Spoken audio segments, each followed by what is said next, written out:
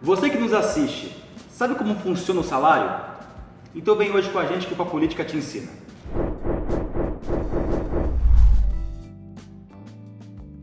E se estamos falando de direitos trabalhistas, ninguém melhor do que o advogado e professor universitário, Fábio Guarieiro. Muito obrigado por ter vindo de novo. Satisfação é minha. Muito bom. Porque é o seguinte, no nosso último vídeo nós iniciamos o conceito de empregado trabalhista e descobrimos que um dos conceitos para você ser um empregado é a onerosidade. Você precisa ser pago para poder ser considerado um empregado. Só que aí vem o conceito. Vamos falar de uma coisa hoje que todo mundo gosta, só que quase ninguém tem, que é salário. Olá, eu gosto de dinheiro. Conta pra gente, Fábio, o que significa salário? Tudo bem? Como estão? Um grande abraço a vocês. Salário é uma palavra que deriva da palavra salarium, em latim, que quer dizer sal. Por incrível que pareça, mas lá antigamente no exército romano, o pagamento do soldo aos soldados era feito com pedrinhas de sal. O sal era uma iguaria, né? Ele era um produto muito cobiçado, então servia como objeto de troca. Então o soldado recebia o salário, daí a origem da palavra que hoje é salário. Atualizando para os dias de hoje, salário nada mais é do que o pagamento feito pelo empregador, contratante, ao empregado contratado pela prestação do serviço que o empregado fez durante o mês de trabalho. Então, o salário é a contraprestação, é o pagamento que se faz pela venda do esforço físico ou intelectual que o empregado dedicou aos interesses do empregador. Tem previsão legal para o salário? Se a gente encontrar aqui na lei, se estamos falando de direito trabalhista, é CLT. O único código que não tem nome de código. É verdade. Mas vamos lá, tem previsão legal para o salário? Tem. Um dos direitos trabalhistas mais protegidos pela lei é a questão do salário. Nós temos vários artigos dentro da CLT, na própria Constituição, no artigo 7º, que tratam a respeito do salário, nos seus mais variados aspectos. Temos dispositivos que falam como que se paga o salário, onde se paga o salário, quando se paga o salário, o que é composto o salário, o que não compõe o salário. Então, temos um capítulo específico aí só para falar sobre salário, porque afinal de contas, o salário ele é um dos itens mais importantes, se não o mais importante da relação de emprego, porque a gente trabalha para sobreviver. A gente não vive para trabalhar, mas a gente trabalha para sobreviver. Então, o salário tem uma natureza alimentar. Ou seja, o salário é o arroz e o feijão que o trabalhador coloca na mesa dele e da família. Então, por ter uma importância muito grande, uma função social muito importante, tem muito dispositivo legal tratando e protegendo o salário. Bom, então estamos diante de um direito trabalhista muito protegido pela CLT. Só que basta uma rápida leitura na CLT que a gente descobre que duas expressões específicas a respeito do pagamento ao trabalhador. Temos o salário e em vários artigos eu encontro remuneração. Esses dois conceitos são sinônimos? Pois veja, o legislador não coloca palavras à toa na letra da lei.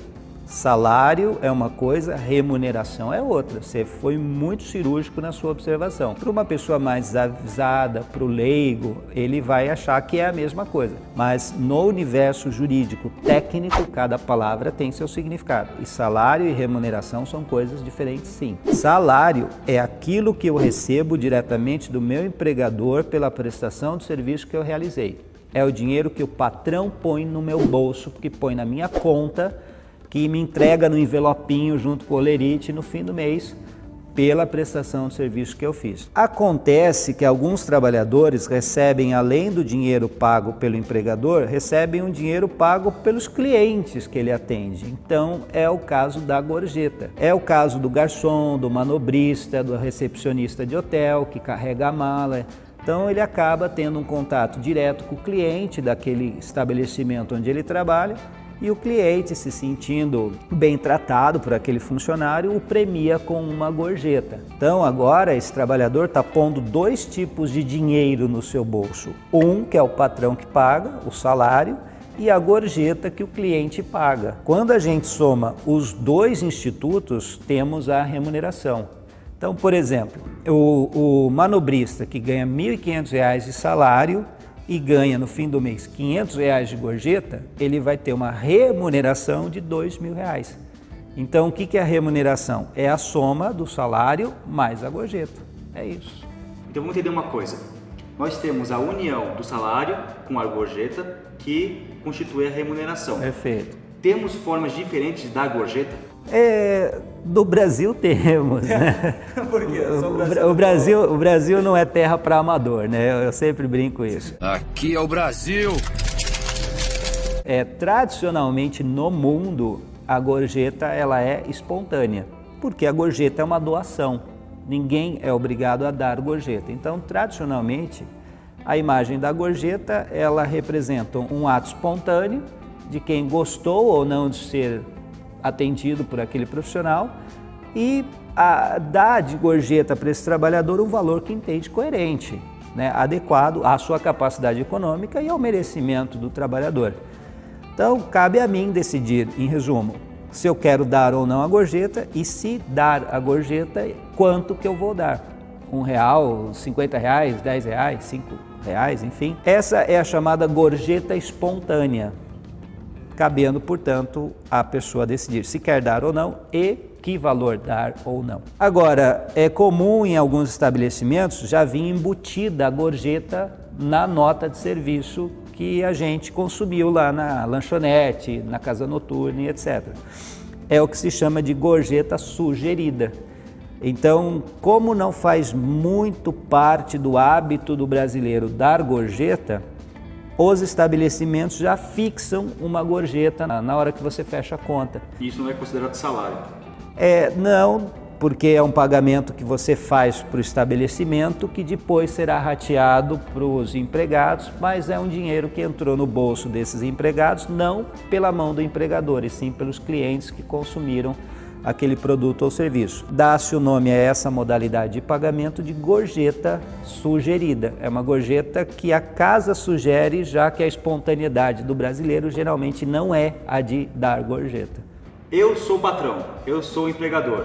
Temos aqui uma pessoa aqui atrás, trabalhando para mim durante 30 dias. Ok, então ele trabalhou para mim. Quando exatamente é a obrigação dar o salário? Tá, vamos lá. Boa pergunta. Você pode pagar o salário do empregado do jeito que você quiser. Todo fim de dia, você dá o salário do dia para ele. Cada 5 dias, você paga o salário da semana. Você pode pagar o salário dele a cada 10 dias, a cada 15 dias.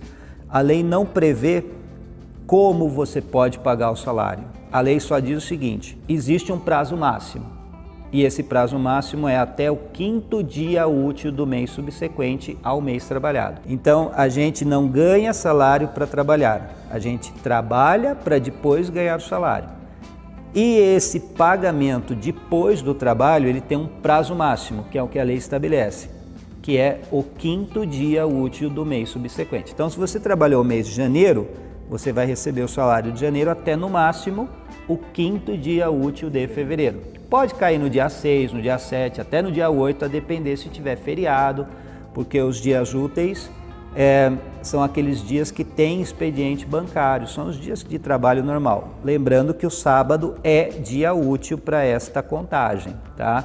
Então você pega lá no calendário, vê se não tem nenhum feriado, nenhum domingo, aquilo é um dia útil. Então muita gente fala assim: vou receber meu salário hoje, dia 5. Não. Errou! Pode ser que o dia 5 seja o 5º dia útil do mês, mas já... Ter feriado. Exato, já vi casos do 5º dia útil cair no dia 9, por causa de feriados emendados e coisa e tal. Então, acontece, tá? Mas a lei fala, prazo máximo, 5º dia útil do mês subsequente.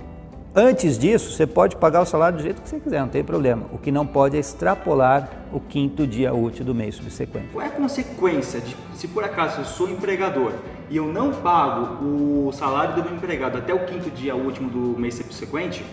Qual é a consequência disso? Eu atraso o salário do meu empregado. Certo. Bom, a rigor, o empregador vai ter que pagar o salário com juros e correção e, pela regra clássica do direito, esse ato ilícito praticado pelo empregador o vincula a pagar ao empregado os prejuízos que sofreu. Então, por exemplo, se o empregado, deixou de pagar uma conta num comércio e teve que pagar a multa, essa multa passa a ser de responsabilidade do empregador.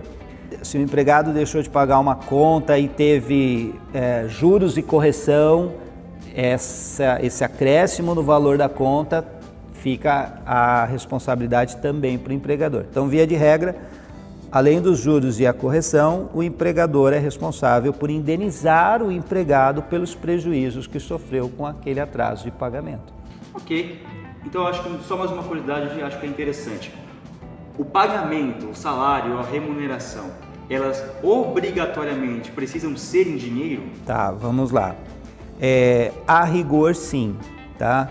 O salário tem que ser pago em dinheiro, porque é o dinheiro a ferramenta que o empregado vai usar para poder custear suas despesas. Mas a gente sabe que existe o pagamento feito em coisas, né? É possível se fixar o chamado salário in natura, ou seja, parte do pagamento consiste em coisas como habitação, automóvel, vestimentas, educação. Então é possível que certos elementos sejam agregados também como salário in natura. A lei permite que seja parte do pagamento composto, portanto, por utilidades. Muito bem, então. Eu acho que já ficou bem claro alguns conceitos básicos sobre salário, apesar de que eu vi aqui algumas coisas que é possível, depois que o empregado e o empregador negociam um salário, é possível ganharmos adicionais a respeito disso. Existe no Brasil a figura dos adicionais, são os chamados salário-condição, ou seja, a depender da condição de trabalho que o operário se aventura, ele tem direito a receber um acréscimo porque ele está se desgastando mais, ele está tendo a sua qualidade de vida prejudicada, a sua saúde, a sua integridade física está sendo prejudicada. Então é um tema bem complexo, muito curioso, muito bacana. Eu acho que até dá para voltar com os adicionais para um vídeo falando só sobre como você, empregado, pode ganhar mais além do seu salário. Não acha? É verdade, é um tema muito, um tema muito gostoso, muito profundo. Merece mesmo uma abordagem bem específica. Bom, eu acho que dá para fazer essa abordagem, acho que dá para voltar com outro vídeo falando só sobre adicionais, mas eu fiquei muito feliz hoje querendo saber um pouquinho mais sobre salários. Eu espero que você de casa tenha gostado de saber disso, porque quando se trata de direitos trabalhistas, ninguém é melhor do que o Fábio Guarieira para nos ensinar como é que funciona, não é, Fábio? Bondade sua, imagina. Bom, espero que vocês tenham gostado desse vídeo. Se gostaram desse tema, a gente traz o Fábio mais vezes para falar sobre os direitos trabalhistas que todo brasileiro deveria saber, porque é importante, não pode ser leigo a respeito desse assunto. E eu só tenho que te agradecer, Fábio. Muito obrigado por voltar para o nosso canal. Imagina, parabéns pelo serviço de levar informações para o público, tá de parabéns. Se inscreve no canal, compartilha esse vídeo, olha o sininho como é importante e até a próxima com mais um Conheça seus Direitos com Papo Política.